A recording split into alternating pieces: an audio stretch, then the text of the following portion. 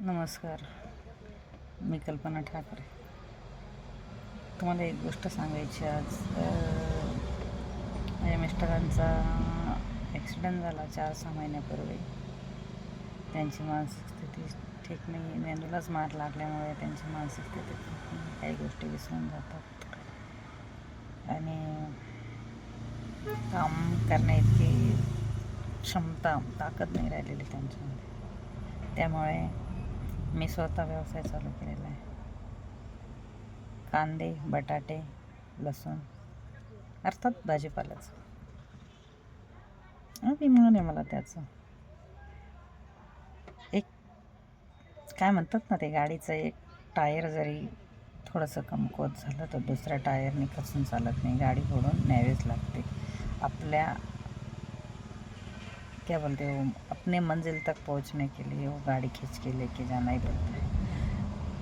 किंवा पंचरच्या दुकानापर्यंत जाण्यासाठी का होईना ती गाडी फोडून न्यावीच लागते. पंचरचं दुकान तर नाही म्हणणार, पण आपल्या मूळ जागी जाण्यासाठी ते करावंच लागतं असं तर मला तरी वाटतं. माझं शिक्षण कमी झालेलं असल्यामुळे मला हे करणं जे कोणी काही लोक बाया धुणे भांडेही करतात, घरकामही करतात, स्वयंपाकही करतात, पण मी इथं स्वावलंबी झालेली आहे. याला जो मार्ग दिसेल किंवा सापडेल त्या पद्धतीने लोक काम करतात. मला हा मार्ग चांगला वाटला. स्वतः मालक, स्वतःच घेणार, स्वतः विकणार, आपल्या टायमानुसार जाणार, आपल्या पद्धतीने काम करणार, यात मला समाधान वाटलं. आजपर्यंत मी कधीही घराच्या बाहेर नव्हते.